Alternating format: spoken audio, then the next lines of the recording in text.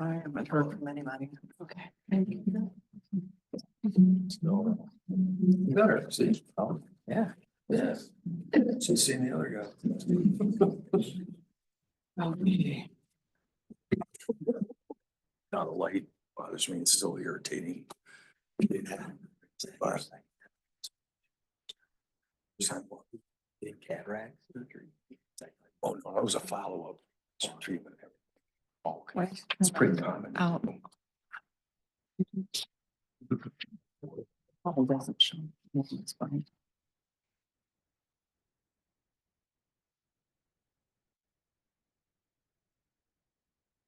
Good evening, everyone. We are going to call this meeting open.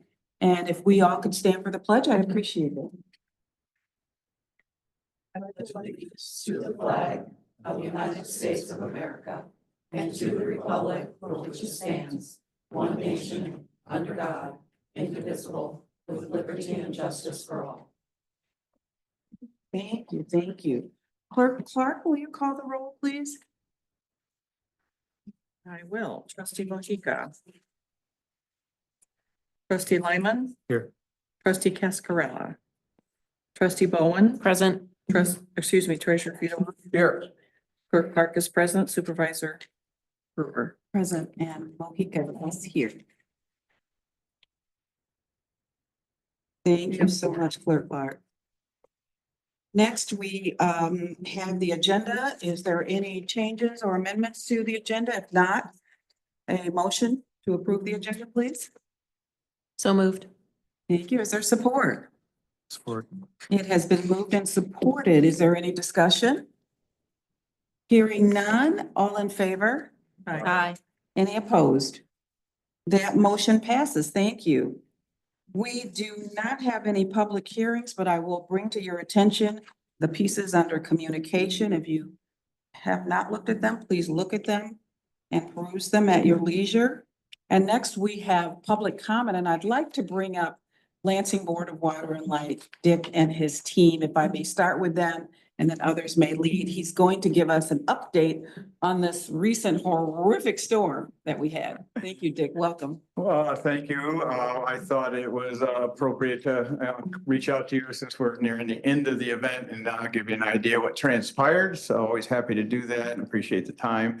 So Thursday night, the tornado came through, took out 24,000 customers. That's 25% of our customer base.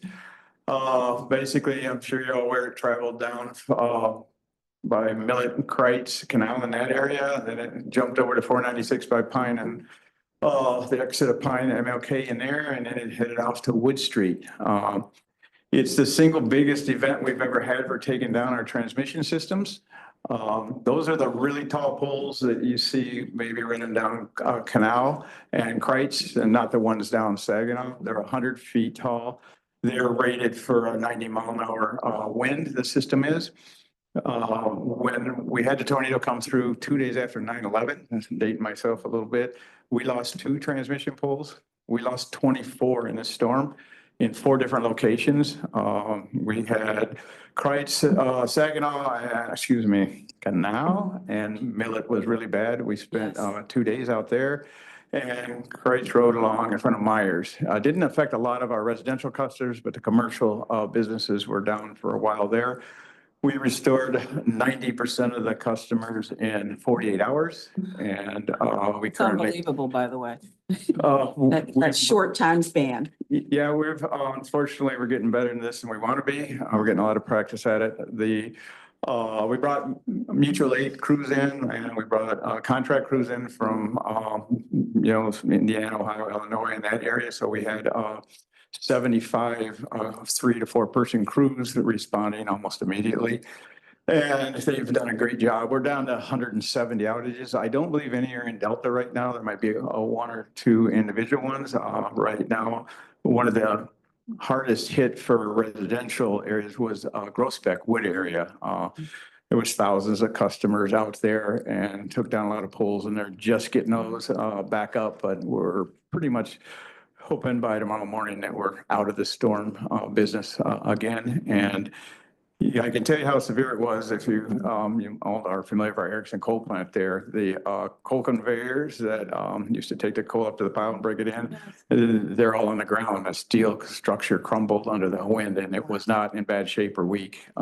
So that shows you what's going on. I'm sure you've seen the GM site there too. So anyway, we got it all back together. And, we just wanted to give you an update and see if you had any questions. And I do have one tidbit I'd like to help us push out, and you can be helpful there. There's a lot of customers, see a 24-hour restoration, and all of a sudden it went to 72 hours. They're going, what went wrong there? It's very easy to explain, and it's unfortunate for the customers. A big circuit has 1,500 people on it. So we go in and start where we can get the most bang for the buck. So we're on a 1,500 circuit. We go in and there's a wire down. We put it up and we throw that circuit back in. And your transformer isn't working or you got a wire down, you just went to the bottom of the list because we now move to the next 1,500 and you're a 1 and or a 2. And that's unfortunate, but there's no way to know that your transformer is bad until we power it back up. And even if we see a broke pole in front of your house, we can do what's called cut and run. We cut it and then bring the other 1,400 on because our priority is getting back critical infrastructure, the traffic lights, the hospitals, the pump stations, and things like that. So, if somebody ever bumps into you, you can say, listen, here's how that works, and it's unfortunate, but we're just laying out, no utility has a better solution for it because if we stopped, it's 4 hours to put a pole up. In that 4-hour period that we put a pole up to bring maybe one customer back, we could have brought back another 1,500 on another circuit. So, that's something that we saw the most on social media. The customers were very, very patient, a lot more patience than I've ever shown. So we're appreciative to that. And we did offer any customer, if you want to go to Lug Nuts game Sunday, it was free. We paid for that. It was shops for coffee or a donut. It's a small token of appreciation for the patients. It was a tornado. It's not a lot you can do, but we appreciate everything here. So happy to answer any questions before I sit down. Any questions? I just have a comment. Treasurer Fiedler? Yeah, I do. Thanks, Dick, for the Yes, sir. update on that. I actually didn't realize just how much damage was here in Delta Township until we just talked previously to this meeting, but you just basically touched upon what I was interested in is, the major industrial, pipeline, if you will, the high voltage poles going down and the number of those. Yeah. What was the ratio of like the small residential versus the larger, main high voltage lines? I know obviously customers were affected, but it seems that in my perception, there weren't as many as the end of the line type of customers that were affected by the storm, but I could be wrong on that. No, it's a very, an excellent observation because the 100-foot poles appear, they're above the tree line and the wind sheared them off at 30, 40 feet in the air. And then some of them it just pushed over. That, those 100-foot, 138,000 volt poles, that's the grid. That is what's hooking us to the rest of the country. And so when those went down, we didn't lose a lot of customers because we've got a very robust network. So we were able to reroute a lot. But the smaller distribution poles, like you'd see, even smaller than ones right now, Saginaw, they were in the tree line and they didn't seem to go down. We have 37,000 of them, and I think we lost 29. That's a pretty low percentage, and most of them are a tree will fall on them and take them down. In fact, 12 of them were on Hagedorn. A tree came down and it got to whipping, and it took 12 of them and put them all on the road. In fact, it's the same pole line that got taken out by the train 2 years ago, if you remember. It took all those down. So yeah, that's the ratio. And like I said, we've only lost 2 of those poles in the past, and that was during the storm 25 years ago. So they're very resilient. They're checked for integrity. And we actually had to bring special crews in. We can put those poles up, but the average line work can't do that. We brought a crews in that specialize in the tall poles to set one of those in a tight environment. So, but your observation is absolutely correct. Thank you, Dick. Well, Dick, I want to say thank you to you and all your crew. I was actually, from time to time, I take Ubers. Everybody knows that. I love taking an Uber when I can. And the drivers told me that they had just picked up 2 or 3 people from Philadelphia or Pennsylvania that were coming in here to work on the lines. And I also want to thank your team, like Calvin Jones, who invited me to be a part of a press conference because he wanted Delta Township represented. And we appreciate that regionalism that takes place. And I really love the education that you provided during that time. So you took the time to tell people, listen, if you have a generator, Yes. you know, how to handle that if it's locked in or embedded into your home. So the education that you all are doing and the working around the clock doesn't go amiss. We appreciate everything that you and your entire team do. Well, thank you, because you're exactly right. A brief education, we tell the customer, if you have a home generator and you have it, and the wire comes down and it's off the pole, people, it's off the pole, is dead. But if you have a home generator and you haven't opened your main disconnect, it's just as dangerous as we're supplying it. And even after we declare them dead, somebody powers up a home generator, they can backfeed. And if it's still hooked up to the pole, they can backfeed and injure our line workers on that. And if we energize our system and you still have your generator running, we're the bigger dog here and it will set your generator on fire. Scary stuff. Great. So thank you for educating the public. I know you're headed to the Lansing City Council. Got a couple more. We got you first, so we love having you Yeah, here in you Delta guys first. Township. Yeah, well, anyway, we appreciate the customer's patience and we're here to answer questions anytime. Just call Calvin. Yep. Calvin. I have them on speed dial. Yep. Thank you. Thank you, Dick. Are there any other public comments? Anyone else for public comment? All right, not hearing any, we're gonna move down our agenda. We don't have any ordinances, so I believe next on the agenda is the consent agenda. What is the desire of the board? Is there a motion? Oh, I move to approve the consent agenda as presented. Is there support? Support. Any discussion? Hearing none, roll call. Clerk Clark is yes. Trustee Mojica, Yes. trustee Lyman, Yes. trustee Cascarella, trustee Bowen, Yes. supervisor Brewer. Yes. And treasurer Fedor. Yes. Motion carries. Thank you, thank you. We do not have any old business. We are on to new business items. The first one, number 9, is Hunter's Orchard. And who is speaking on that, Manager Reed? Anybody? Jake and Jake. Marcus, if there's any questions also. Can you just give a quick, can you, Jake? You can. I've lost my voice. Jake, can you just give us a quick little brief overview? Yes, absolutely. Yeah. Hunter's Orchard Park. This is one of our many DNR grants that were pursued in 2019, 2020 that we're trying to clear the queue for. And we've been working on design efforts over the past year to get this designed and permitted through Eagle. Had some challenges with that.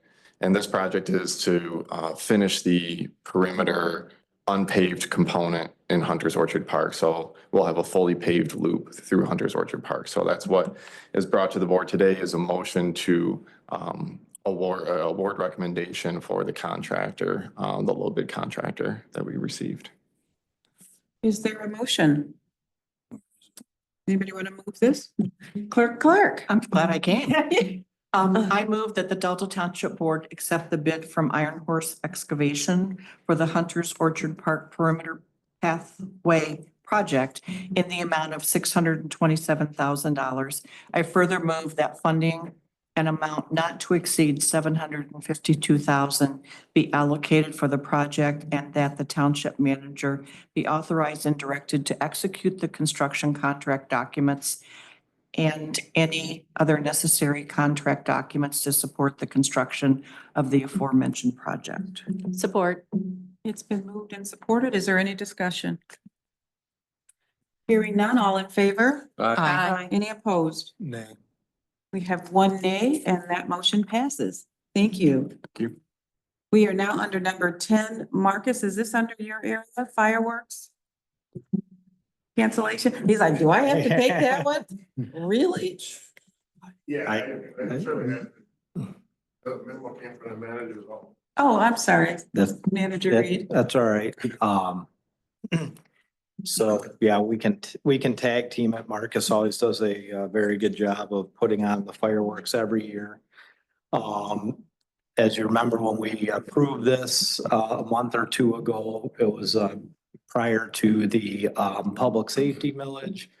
We had to move forward with with approving that if we had hope of keeping that event going, because there is a significant amount of lead time needed to prepare for emergency management and the logistics of putting on an event that size. So given the failure of the public safety bond millage, we have discussed with the sheriff's office, there really is not the ability to staff that event. And given the sheer size of that event and other financial concerns, that type of thing, our recommendation is to cancel the fireworks for 2025.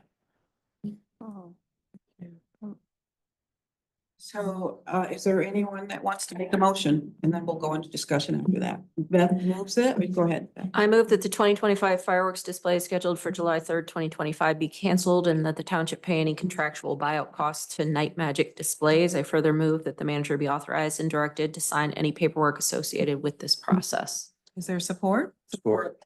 It's been moved and supported. Any discussion? Just Question? a quick question, Brian. Yes. The 40% penalty on this is around less than $14,000. Am I correct in that? That's correct. I think it's in the area of 13,000 Yeah, or just so. under 14,000.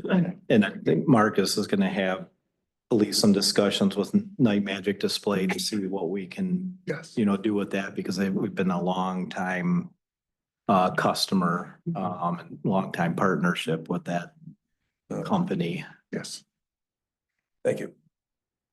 And Brian or Marcus, is there anyone else we would have to notify if that we're not going to be doing the fireworks? I just didn't know if there's any other organizations or companies that we'd have to notify as well. Probably just any donors who have already donated. Obviously the other two main partners are our fire department and our sheriff's office are here. So And just some of the services that we normally would have obtained for the event that, was notifying that it's not gonna take place. And how will we communicate this to the public? Yeah, that's what I thought you were trying to get at. That was coming. Right, and maybe just too soon, not that you have to have a plan right now Yeah. today. I think there's media coverage, so trust me, it's gonna get out tonight. Yeah, I knew they were coming tonight for this question, for this particular issue. They Yeah. called me. we'll have a communication plan between our office and Parks. We obviously didn't want to communicate too much till it was an official action of the board, just in case, but we will have a communication plan going forward. Mary can work with Marcus on Yes. getting word out on that. Awesome. Any further discussion before we vote? All in favor? Aye. Any opposed? That motion passes. Thank Thank you, you. Marcus. Okay, and now we are on to the boards and commissions appointment. Sorry, I'm just going back to my agenda.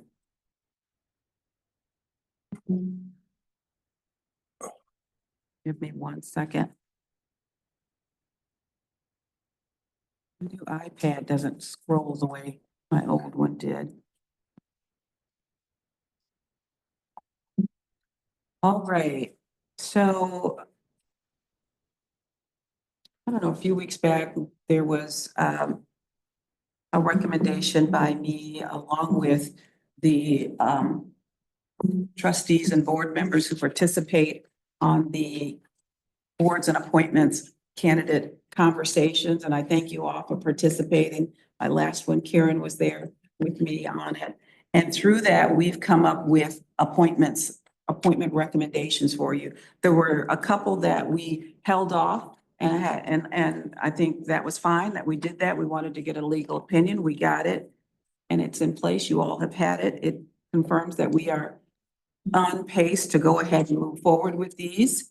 And so I am going to be moving my recommendations that are in your packet. And I will let you know just who they are for the Saginaw Highway Corridor. It is Bill Du Bois. That's a reappointment for him, and he's moving from a business seat into an at-large seat. Donald Lavelle, did I say that right, Donald? Because I'm horrible with names. Thank you, who is here with us today. He will be filling a 4-year term in one of the business seats. And we have Keith Wright, who is here with us tonight as well, who will also be serving a 4-year term in one of the business seats.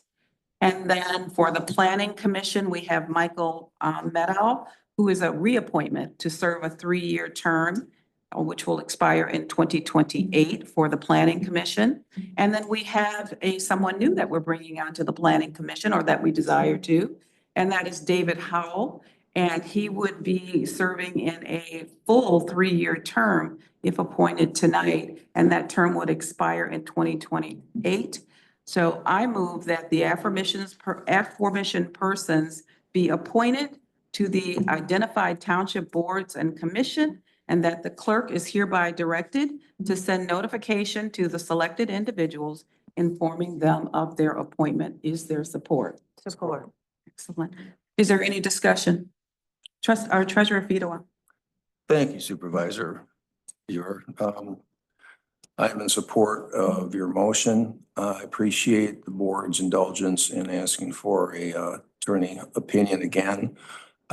Basically reiterating what the first one did, essentially saying that because of the lack of a defined definition in state statute, the local unit of government is able to define the definition itself. All right. I guess that's all well and good. I understand that. The thing is that, and I find it somewhat rich that the opinion also states that if there's any abuse of this ability to define, then that can be taken up by the courts. But I thought that that's somewhat illogical, because if a local unit of government is able to define what constitutes an ownership or a business interest in ownership in property, then how could they ever abuse that, because they have full authority to do that in the first place? So I found that somewhat illogical on their part. I support the motion. Again, I think every individual has the ability and has the desire and the passion to serve in the township, as I had said that before. I do have a continuing concern, though, is that with the township not having a definition ourselves, and we have the ability to do that, we're just sort of just going forward without really having any sort of policy in determining what constitutes a ownership or a business interested property in the district. Right now, we just don't have a policy that establishes that. And my concern is that after tonight, we will only have really 2 people on the CIA that, in my opinion, actually meets that criteria. And, you know, it could be very well in the not too distant future that we'd have none. That we would not have an owner or a business owner in property on the CIA board within the district. They would all not have, there would not be a business owner, period. So I think the board needs to think about establishing a policy ourselves as what that definition should be. Okay. And there were a number of questions that were posed to the attorney, who did not respond to them, as to what are the nuances of a person who is an employee, for example. And does that require the employee to have authority to make policy decisions on behalf of their employer? That was a question that was posed that was not answered by the attorney. So I would just like to suggest to the board that, you know, we consider establishing a policy of what that definition is, so we don't have this continually non recognition of really what is the defining changes, not change, but the defining elements of a person that meets the definition that's undefined versus one that does, because right now we just can't hang our hat on anything like that. So that's what I'm suggesting that this board consider in the near future. Thank you. Thank you. Is there any other discussion? Trustee Bowen? As always, I am always in favor of written policies over assumed policies, and I would be in support of us looking at that and exploring if there are other examples in other communities of how they have defined who sits on their DDAs or their CIAs. Thank you. Mhm. Well, I'd like to just state for the record that we have operated with this legal opinion and with this board for 4 years. And business interest worked just fine. I don't see that I'm speaking for me personally, everybody here on this board has their own voice and their own opinion, and I allow everyone to share theirs. In my opinion, we are in good standing. It is solid. We're good. And we've had people on the board for 4 years, and there was never an issue. Never came up. So I believe we're in good standing. As I said, I'm going to stop saying that over and over, but I do. And if there is ever a desire by the majority of the board that you want to look at a policy, that is always welcome to the table. But I don't believe that we are in bad standing with this language and the policy as it stands. All right? Clerk Clark? I would agree with you, and we have to recognize there are fewer and fewer local mom and pop businesses available to us in this case, in our community in general, but in this case, in a defined geographic space. So with that, I call the question. Question has been called, and so there is no debate. Mary, let's do a roll call, please. Vote. Hang with me 1 second. Sure. This is a roll call on the appointments. As a slate.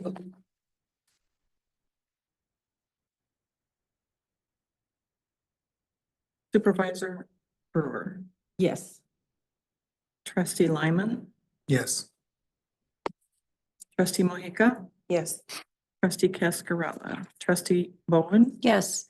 treasurer Fedor, Yes. clerk Clark is yes, motion carries. Thank you, and congratulations to David and Keith and all of the others that are on here. And Donald, congratulations, and thank you for showing up today. So I just want to do an applause. I just want to thank. So. For serving, you don't have to do this, and you are business owners and business interest people, so we thank you for that. All right, and Clerk Clark will be in touch with you all to get you sworn in. Okay, now we are on to the manager's report. Thank you Supervisor Brewer and board members. Just a couple things, just one, I wanted to talk about the tornado response and just thank our staff as always, of course, our first responders. Delta Fire was busy, anywhere from 25 to 30 calls just related to the tornado. A lot of down power lines and that type of thing. So very dangerous situation. But as always, thank them for their efforts. And of course, our other first responders, the Delta Patrol for all their work. And then all the other things that go into it. As I mentioned to all of you, we had power down at the wharf and our lift stations. So tremendous effort by Rick's crew to make sure that the generators continue to have fuel and keep that stuff going. And then, of course, with the aftermath, a lot of phone calls, our parks and rec and cemeteries, there's always a lot of residual damage and cleanup throughout the week after those events. So everybody springs into action. So I always appreciate the response of everybody in the township on those.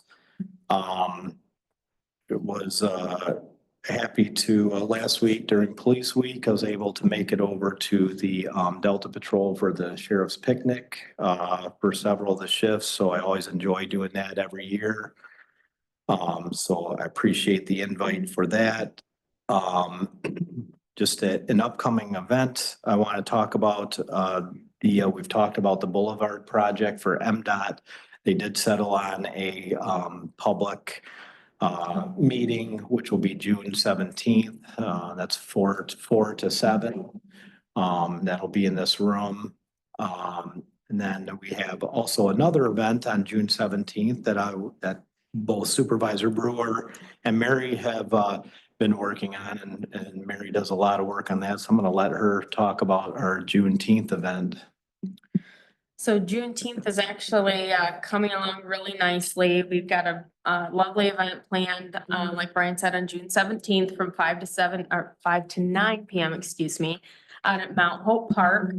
We're gonna do a history walk and community picnic event.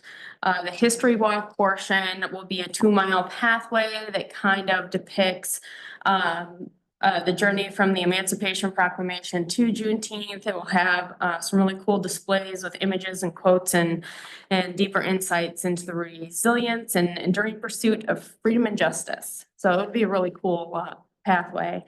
And then following that, there will be a community picnic that will have a concert associated with that. Lots of entertainment going on that night. We'll have food trucks out there to help facilitate the picnic, but we encourage people to bring their own food if they want to, and really just kind of gather for that event on the soccer field.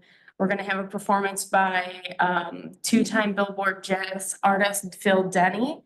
So he's a pretty big draw. MC will be done by Big Man Genesis from Power 96.5. We're also going to have a step show by Delta Sigma Theta Sorority, a gospel performance by Relive, also known as the hosts of the Snack Show. And guest caricaturist, Mind of Mila will be there to do caricatures during the event. And we will also have some poetry readings by local community members. In addition to this, we're also partnering with Dean Transportation, who has donated the use of one of their buses to intersect with Cadiz Route 3 right here behind the Starbucks at this bus stop, which is the Canal Saginaw bus stop, to offer a shuttle service for anybody that doesn't have their own transportation out to Mount Hope Park that will run throughout that event. And then this is also part of the greater Juneteenth regional celebrations. Everybody's kind of pitching in and helping to promote all of these events, as well as all of our performers will be helping to get everybody out there. So we're expecting a really great crowd. We also have ball games on all 4 diamonds that night. So it's going to be a pretty packed place out at Mount Hope. So we hope you can all join us. Yeah. That's it. Nice. Thank you, Mary. Mhm. Spectacular work on this, and I do hope you all can come if it fits within your schedule, because we're gonna have a ball. Yeah. That's all I have, but happy to answer any questions from the board. Thank you, Manager Reed. Are there any updates from our board members that serve on committees from your meetings? It's just the Materials Management Planning Committee for Eaton County was unable to reach quorum last week. And so we were unable to vote on the plan to go to Eagle. So a special meeting is probably going to be called to get that passed, because it has to go to Public Works and then it has to go to the Eaton County Board before it can go back to Eagle. And I know Treasurer Fedowa, you serve on MDOT. Is there an update you'd like to share? The last meeting, the participants reviewed 3 different options that MDOT was considering for the boulevard. And they talked about also the public hearing. So those will be available for review and any input that the public may have. I think, at least my takeaway from it was I had great expectations for this project. And I think that it's going to be less than what I had hoped for in terms of anything really transformational. I understand the limitations in finances that MDOT faces and all that. And I think the township will have to think hard and long as to what sort of improvements to that plan, which ultimately will be decided on, that we can afford. In terms of, say, like, pedestrian crossings, for example. But I think the board will want to be engaged in that decision-making and proposals that we may want to consider giving to MDOT once they've made their final plan determination. One of the things that came through loud and clear was the no left turn. You have to turn right to do a U-turn to turn left. There's a number of those that they're anticipating for the boulevard. And I think it's going to be a real shock to people as to how inconvenient it could be for them and what they're used to. So they haven't decided on the final format yet, but after this public hearing, I assume that will be happening shortly. Thank you. Well, I know during the CIA meeting, we had a very robust conversation Yeah. about it. And they had visuals of what that street that looks like right there in the center. So if you do get a chance on June 17th, when MDOT is here, they have really spectacular visuals. Because I'm a visual learner, I need to see it to really know what I'm talking about, really. And so you'll have an opportunity to sort of see it, feel it, and touch it. And there are a couple of options. I think there's A and a B, or a couple of options to consider. So there'll be like a Michigan turn that you'll see in some of the examples. So if you get a chance, do stop by and take a look at it. The input is needed because these are big decisions that are made. But I do know that I'm proud of the CIA board because, and under Peter's leadership, he has tasked them to help with prioritize what matters for us. And safety is on the top of the list. More so than cosmetic designs, it's how safe is it gonna be? Because right now it can be a nightmare at times. So that's kind of where we are, but everybody has a voice in this, but your voice can't be heard if you don't see it and participate. You don't have to come to the CIA meetings, but at least check out the sketches to see kind of which plan A or B, because there's a couple that you might like. And it, of course, the recommendation will come from the CIA board directly to our board before it goes to MDOT for any final decisions. Did I get that covered pretty good? Trustee Peter? Yes. Mhm. Thank you for the opportunity. I just wanted to chime in really quickly. The CIA board, and the township have Benesh engineering firm on the team. So following the meeting from last week, they're going to review the three alternatives that have been provided to us and provide some pros and cons and some analysis for consideration for everyone here at the township. So we do have an expert that's going to be looking into that. We have the township team as well. So we still plan for 2028. There's a lot to go, but this is the crucial input phase. And you'll hear more about the public meeting and the design alternatives in the coming weeks. Thank you, Peter. Thank you. Okay, we are now to another annual report, which we love, and this one is on the clerk's office. Yep. Mhm.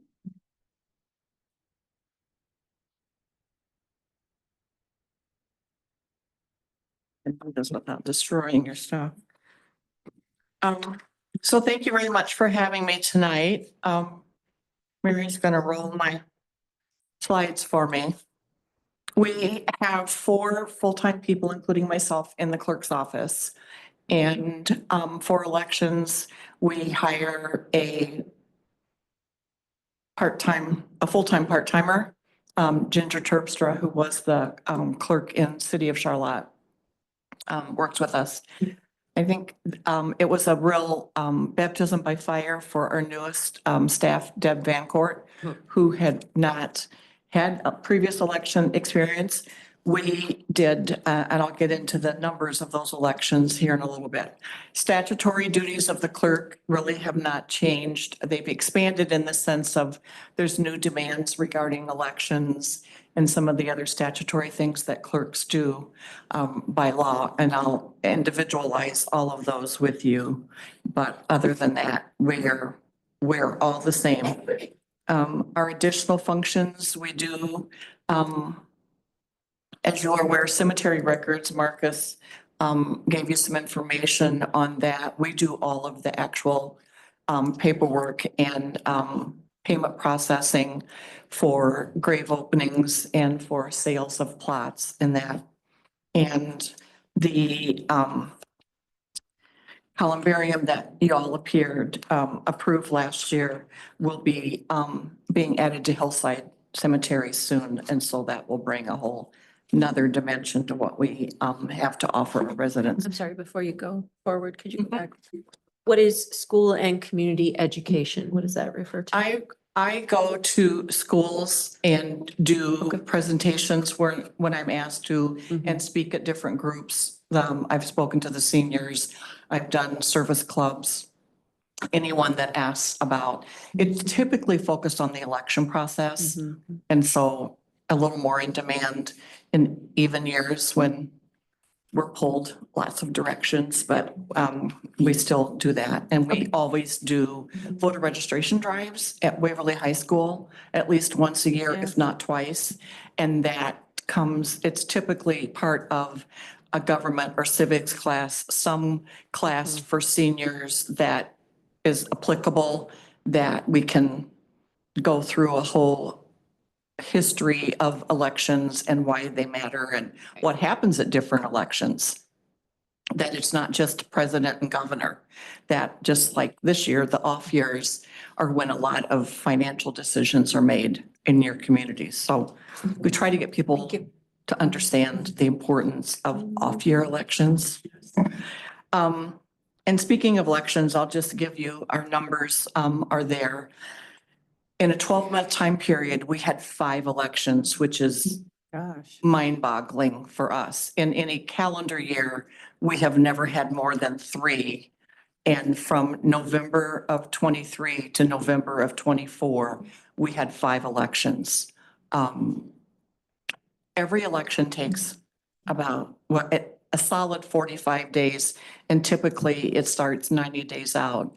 So if you look at a calendar, you know that we were overlapping elections like crazy from November of 23 through November of 24.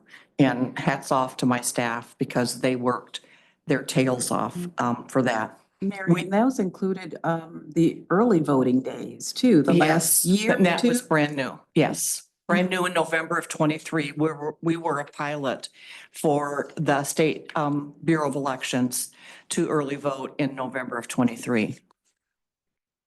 And through all of that, I was asked to represent municipal clerks with Senator Moss's office on writing the implementation bill from Prop 2 of 2022. So there was a lot of stuff happening in 23 and 24, I'll just tell you. Our voter registrations, you'll see, is an all-time high, the 28,162. That number is lower now because after every even year election, there should be, that's a presidential cycle, there should be a cleaning, so to speak, is the best way to describe it, where voters who have been on cancellation countdown for 2 state or federal elections and have not responded to attempts to clarify, typically it's it's address of the voter. Return mail puts them on the cancellation countdown, then they get reached out to a number of times. A lack of response then results in them being removed from the voter list. And we took about just under 1,450 voters off in the month of January. So when people say that voter rolls never get cleaned, they really do. But federal law says a person has 2 state federal elections in which to correct their voter address issue, which is not just that, but whatever issue, put them on cancellation countdown. A couple things that are happening, legislation that we got passed that clerks were really looking for was the ability to change our precinct size from 2,999. And don't ask me why the legislature is always stuck on nines, but they agreed. We asked for 5,000, they put it in at 4,999. And so we did two consolidations before the 24 election. And we will be doing two more this year. And there's two driving forces for that. The issue of expense and the continued increased costs of conducting elections that are borne for state and federals clearly by our residents. Each municipality bears the cost of state and federal elections. The only exception to that is the presidential primary, which is a reimbursable election from the state legislature. They allocate and budget for that. We will be, believe it or not, on the tail end of our new equipment. I've been asked to serve on with one of 5 clerks from the state of Michigan to vet the new election equipment possibility. And so we'll be meeting weekly. We had a meeting last week to start looking at what we need the equipment to do.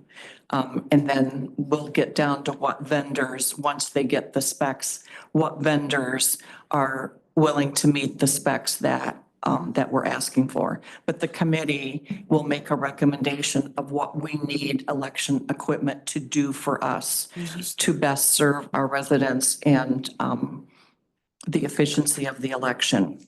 Are we due for new equipment or? Everyone in the state of Michigan's contracts expire the end of 2027.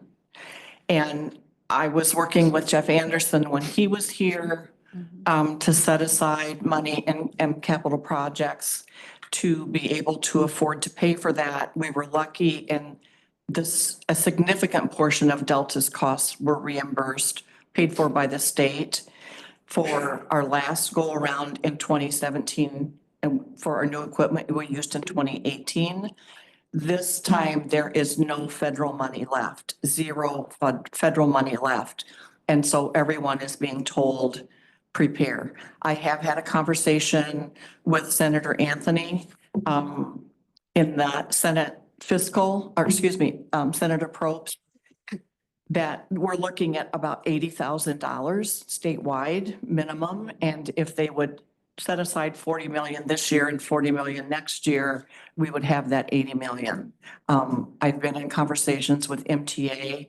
They understand that, they agree, and they are also starting to move in conversations with legislators. We do have that amount of money that we will need set aside in our capital fund balance to pay. Setting that aside. If we have to pay, it's, I think we have about 350,000, I'm not sure, somewhere in that range, set aside. But reducing from 16 precincts to 12, it's about 15,000 per precinct for the 2 pieces of mandatory equipment. We think that's what it's going to be. Last time it was about 12,000, so it could be more. And then maintenance is considerable and it's on top of that. So we're trying to position ourselves to be as lean as possible to still be able to serve our voters. The other issue that comes into play with that is with early voting, we have seen a distinct move from precinct voting to early voting and especially permanent ballot voting. So we had just under 5,000 people vote in early voting for November of 24. So those 2 new factors reduce precinct day, election day voting. So being able to consolidate our precincts does not really put a burden on our voters. They will not experience lines any more than they did before we had either of those options, and probably less. Thank you. perm ballot has significantly impacted our expenses in operating an election because we are mandated and we have thousands of people who have elected for permanent ballot. Snowbirds don't understand yet, as much as we try to explain it. Ballots by law cannot be forwarded. So when they're someplace else, their ballot comes back to us. And then we are mandated by law to reach out by text, phone, mail, email, all, not one, all of those methods of contacting the voter to try to get an address for their ballot. So it's postage that we eat most of the times twice. So we're really working to educate our voters to try to remind them they need to let us know when they're leaving town so that we can send the ballot. They can have it mailed to an alternate address.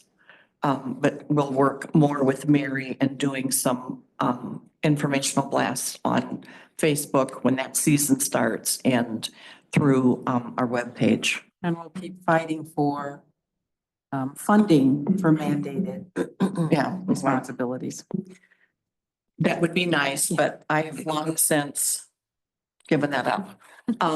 There are a couple new things coming with elections. There's 2 ballot proposals that are circulating that are similar but conflicting. They're different in some ways, restricting who can register and how you can register to vote. There's also legislation that's been introduced that would cancel any voter that has not voted in 10 years.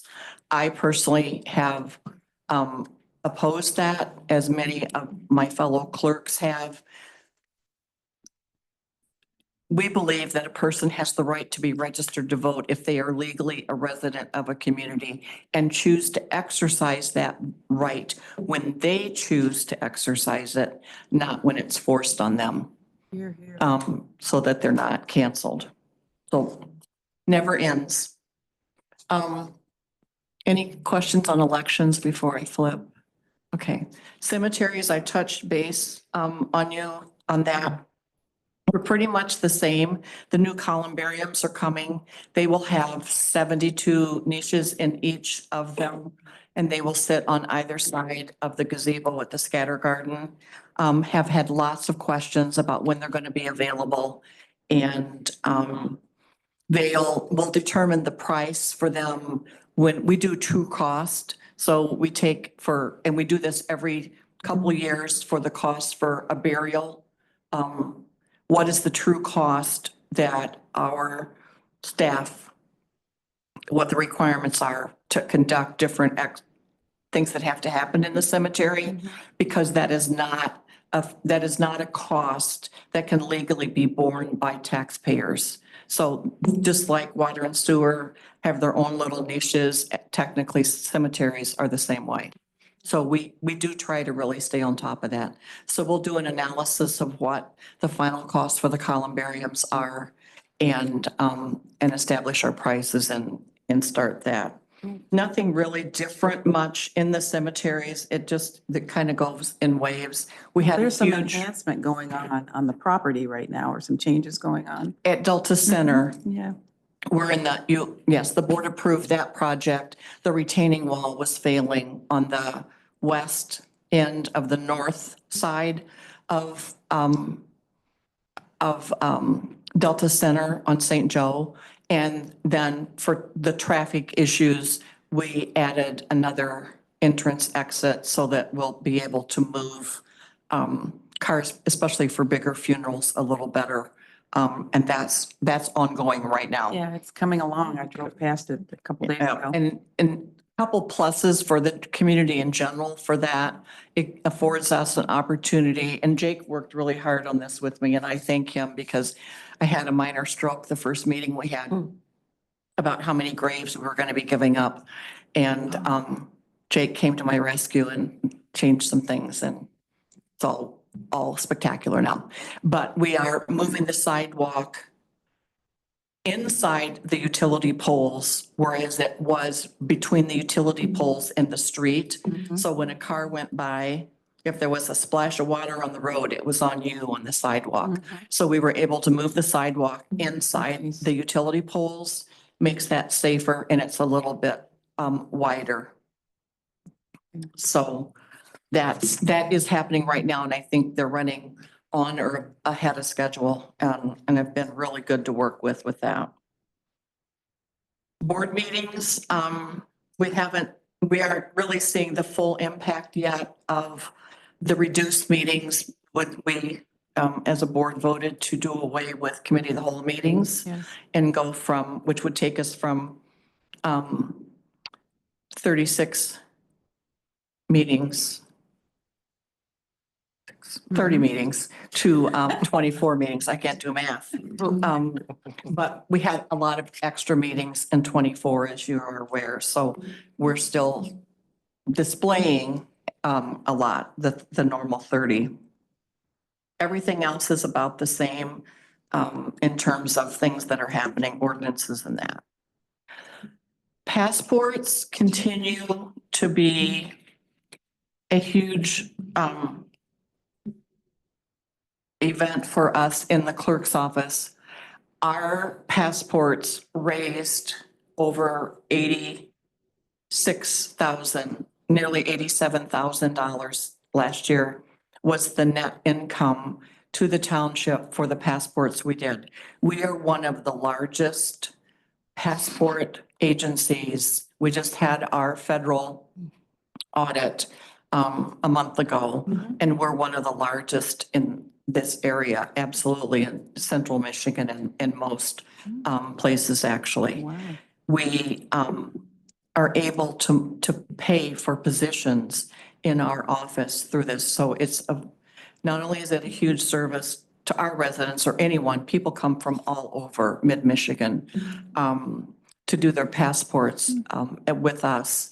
And but it's a steady fundraiser also. It helps pay for the staff because we have a staff that's primary on it, but they also do our MasterCard files. So that the election stuff, their time is split equally between elections, keeping our MasterCard file current and doing the daily inbox and passports. We are going to be looking at reviewing the passport processing fee is set by the federal government, by the US State Department. And all of us have to take a class. It's a 4-hour class with a test each annually in order to continue to be passport agents.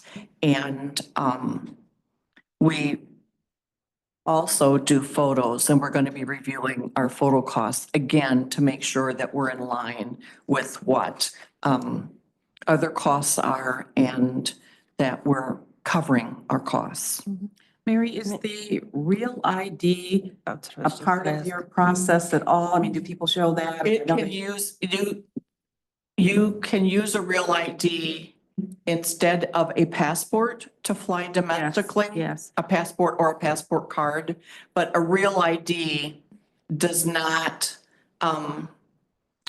forgive you of having to submit your birth certificate with a passport application. Even though you had to show your birth certificate when you got a real ID, this feds want a original seal the seal birth certificate with the applications. But weren't you asking, Yeah, do you I think require a real ID to get a passport? I don't think you do. No, no, what I was gonna say is that I think to also fly domestically, you can use your passport card as a real ID. correct. A Right, passport, a so- passport card or a real ID, all. And to get in federal buildings now, you either have to have a passport card, or a real ID. Really? In The most federal buildings, buildings. not a post office, but other federal buildings, federal courthouses and any of that. Last year, we had one real big event, the ones that we always have, Mount Hope's Festival, St. Gerard's Festival in Oldsmobile, those all go through.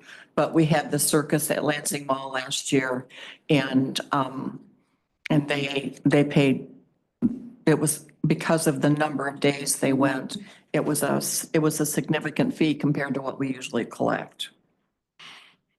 So we had a few of those, no going out of businesses. They've all found a way to subvert the law for that. We do now sell CATA tokens or passes. If you'll remember, a few years ago, we were selling CATA and then the demand decreased considerably, so we stopped. We're back now and we've added student passes because we are getting more students that are using CATA as they're able for either for school of choice or for some of the online schools that they go to where they gather. There's a couple private companies that do that. E-Tran continues, the rides are up, you get the reports, you could know that this was coming because ridership is increasing. And then on election equipment, I kind of really touched on it. These are the two pieces that we have right now. The tabulators in the middle. We are very happy with Hart InterCivic out of Austin, Texas. They are our provider. That's the county clerk gets to pick the vendor. Because they program, we execute election day and then they do the tallies at the end. They compile everything. Everyone is required to have the touch writer, the piece of equipment on the left. The devices for the touch writer are on the right. Anyone can use a blow stick. It's braille. It can be read to them. However, anyone, or it can just be a touch screen. However, anyone wants to use that. I call it the most expensive pencil you will ever use. It's about just under $6,000. And the ballot, it's a marking device. It is a giant mechanical pencil. But it is required under federal law in every precinct for ADA compliance. So those are the two pieces of equipment that we will be replacing. Because early voting, that whole package from Prop 3 of 22, or Prop 2 of 22, it also allowed for early processing of absentee ballots, which we have elected to do. And that has significantly reduced the amount of equipment that we have to have for our AV counting board and the number of hours that are spent on election day. So again, when we go to look at replacing our equipment, we had to have 12 tabulators in 2020. That was COVID, and we had nearly 16,000 AV ballots that had to all be done on election day. So we had to buy extra equipment then that the township paid for. We will not have to do that with the new equipment. Laura and I will sit down and we've put a rough pencil to what we really have to provide, have available to us, and a couple spares, of course. But we're in a much leaner position with this purchase than we were with the purchase for 2018. And with that, I'm done. Anyone has questions? Any questions? I don't have a question, but going back to elections, I will say that you guys do a great job with sending out the blue notices. And then online on our website, it does match where you need to go. So I appreciate that you give us, there's a lot of heads up. The absentee forms also come out with a lot of time. So I appreciate that because I always tend to lose my blue sheet and I'm always like, where do I have to go again? And it's always like it's always updated, which I can really appreciate. So thank you. We try. We work hard for that. So, Yeah. And our numbers, we're still about where we were. Oh, we're a little over half our voters vote by absentee ballot. So we'll see what the future brings as early voting moves on. We only do early voting in state and federals, the 9 mandated days. So it's not And every then election. for other elections, local elections, we only do the weekend immediately prior to the election day. So voters can still vote early, but we only do 2 days. Now, do you, Mary, take on other municipalities voting or election? Yes, Do we still do that? we are still partnering with Windsor Township. Well, thank you for all that you do. You're welcome. You are known around the state. I was at a meeting over the weekend and the Saginaw Township, her name is Alita. She was talking about, do you know Mary Clark? I said, yeah. She goes, she's one amazing clerk. So you're known all around the region, all around the state. So we thank you Thank you. for the hard work that you and Laura and your team do. I appreciate that. Thank you. Okay, are we doing public comment? Yes. We are back to public comment. This is our last one of the evening. Is there anyone that wants to make a comment? No public comment? Okay, because now we are going to go into closed session. Is there a motion? I move to go into closed session.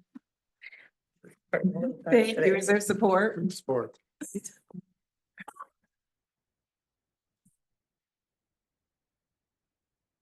And we are going into closed session to talk about personnel issues, I believe is what we have. So I just always like for the public to know why we're going into closed session, as do the board members. So it has been moved, and I think we have to do a roll call vote on that. We do. Trustee Bowen, Yes. trustee Lyman, Yes. trustee Cascarella, trustee Mohica, Yes. treasurer Fedewa, Yes. clerk Clark is yes, supervisor Burnham. Yes, Motion carries. thank you. That motion carries. And now if you guys will give me like a 5-minute break before we go into the closed session, I would greatly appreciate it. Or Mary Clark, you can start it. Do a couple of interviews. Thank you all for coming.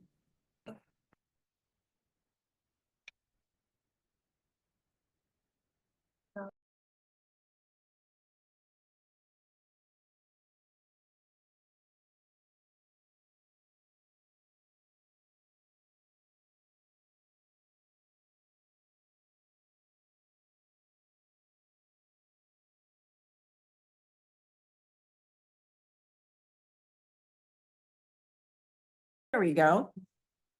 Okay, now I'll call the meeting back to order. I call this meeting back to order.